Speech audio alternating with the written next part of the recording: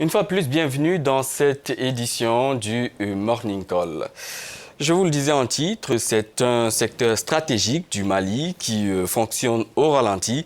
Le pays vit au rythme d'une grève déclenchée il y a quelques semaines par les personnels de santé du secteur public, notamment les médecins et les infirmiers. Le mouvement qui va au-delà de la capitale Bamako affecte le fonctionnement des hôpitaux et des centres de santé publics sur toute l'étendue du territoire national.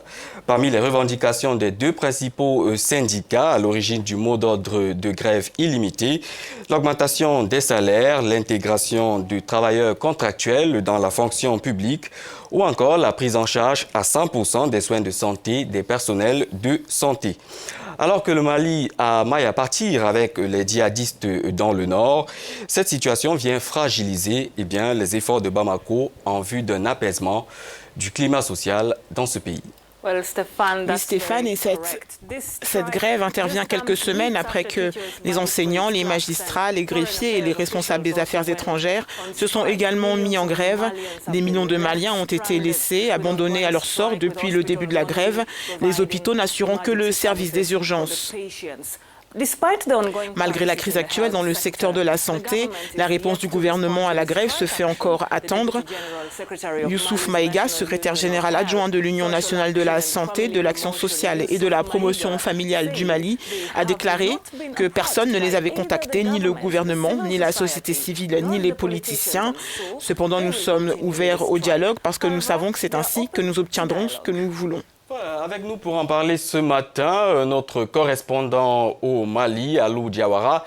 Alou Diawara, bonjour et bienvenue dans cette édition du Morning Call. Cela fait bientôt 2 semaines, je le disais à l'instant, que les personnels de santé du secteur public sont en grève. Pouvez-vous nous faire le point de la situation au Mali? J'ai fait un tour mardi à la mi-journée à l'hôpital du Point G, et l'un des 3 plus grands hôpitaux de Bamako, J, et notamment rencontré le directeur et son adjoint dans leur bureau. Par contre, je n'ai pas rencontré un seul homme en blouse blanche, c'est-à-dire les médecins. J'ai fait un tour également à l'unité de dialyse du même hôpital. Un seul major gardait quelques patients sous dialyse et le major en question n'était pas en blouse, une exigence peut-être de cette grève illimitée. Sinon, dans le reste de l'hôpital, c'est le calme plat et la grève est largement suivie dans tous les hôpitaux et centres de santé du Mali. Et le bilan, c'est qu'il y a des morts que déplore la presse notamment, sans que les autorités ne disent mot à ce sujet. Et certains cas de maladie qui n'étaient que des cas légers au début du mouvement de grève sont déjà devenus des cas graves. Et les malades et leurs parents souffrent terriblement ici et la seule alternative qui leur reste est plutôt les cliniques privées qui ne chôment pas par ce temps. Mais il faut dire que leurs frais de consultation atteignent parfois les 10 000 francs CFA alors que cela ne fait que 1 000 francs ou 1 500 francs dans les hôpitaux et les centres de santé publics. Et on ne parle même pas du coût de traitement et d'hospitalisation dans ces cliniques privées-là qui reste un luxe pour les citoyens lambda qui ne peuvent pas s'offrir ce luxe.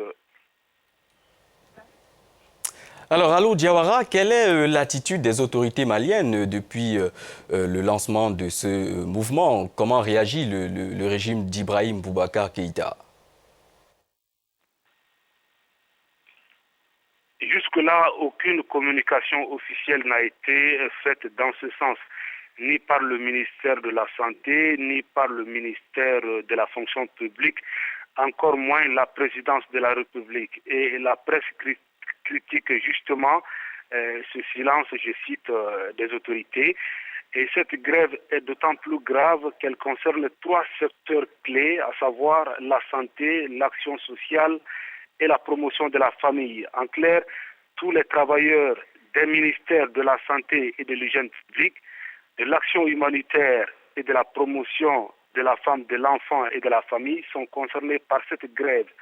Un petit rappel, la dernière grève illimitée du genre au Mali remonte déjà à 1992, d'après les syndicalistes, cette grève illimitée était déjà longue de 11 jours, alors que la présente grève qui est en cours est à son 14e jour ce mercredi.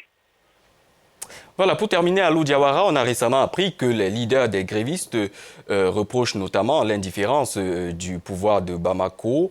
Les choses ont-elles évolué? Y a-t-il de l'espoir en vue?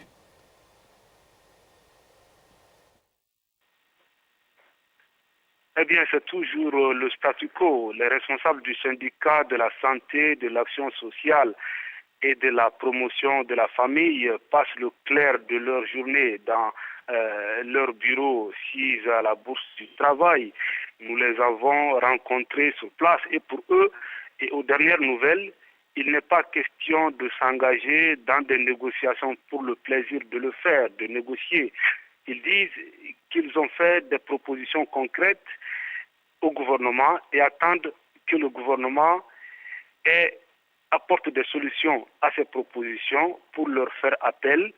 Et en clair, pour eux, la balle est dans le camp du gouvernement. Voilà, c'était notre correspondant au Mali, Alou Diawara.